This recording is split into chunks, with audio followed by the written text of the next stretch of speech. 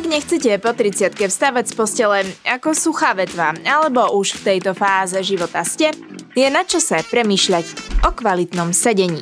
Sihodoro C300 Pro je kreslo, ktoré mi vďaka vzdušnej sieťovine, dynamickej bedrovej opore a flexibilnému operadlu prinieslo hodiny pred monitorom bez bolesti.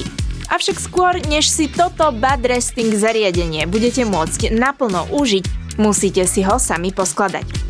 Na prvý pohľad mám množstvo rôznych šroubov v balení zneistilo, no našťastie vás prehľadný návod bez problémov prevedie celým procesom. Ak máte šikovné ruky, zostavenie kresla vám nebude trvať ani pol hodiny.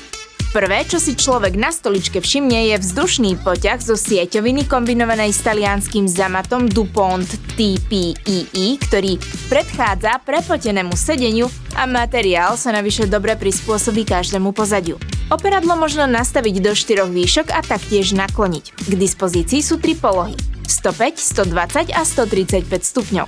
Netreba zabúdať na opierku hlavy, ktorá sa dá rovnako rôzne nakláňať hore, dole i do strán, aby kopírovala krk. Okrem štandardného prispôsobenia výšky v rozsahu 10 cm je možné upraviť i hĺbku sedáka o necelé 3 cm a všetko dokážete ovládať len jedinou páčkou, ktorú prepínate do 3 pozícií podľa potreby.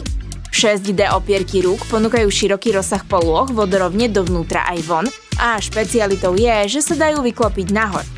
Posúvanie býva na iných kreslách tuhšie, no tu to ide naozaj veľmi ľahko. Pogumovaný povrch opierok je extrémne senzoricky uspokojivý nielen pre ruky, ale poteší tiež mozog všetkých milovníkov bublinkových fólií. Jemné prehlbenie v zadnej časti naviac poskytuje komfort lakťom a keď si pri hraní kreslo nakloníte dozadu, zabraňuje ich zošmyknutiu.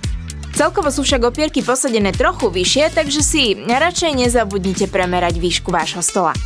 Bedrová opora sa pohybuje spolu s operadlom a udržiava ľahký tlak na chrbát. Najskôr si musíte upraviť jej pozíciu a keď si sadnete, pružinový mechanizmus ju automaticky udržiava v optimálnej polohe. Neustále stabilizuje chrbát na správnom mieste a preto vám nedovolí rozvaliť sa do nezdravej, neproduktívnej polohy. Hoci je však bedrová opierka účinná, bola by ešte lepšia s manuálnym nastavením, ktoré by umožnilo mierne doladiť hĺbku. Musela som si na tento typ opory trochu zvykať a sprvu sa mi nezdal pohodlný, no v skutočnosti ma po dlhšom sedení vďaka tomu nebolel chrbát.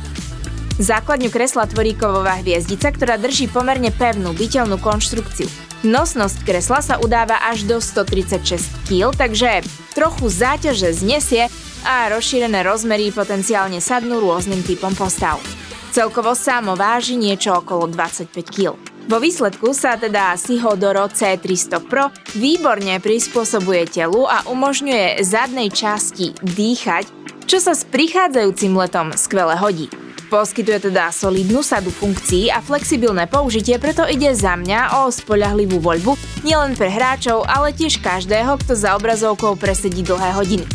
V dnešnej sedavej dobe je bežné, že značky prioritizujú funkčnosť, zdravie chrbtice i užívateľský komfort a Siho tu nie je výnimkou.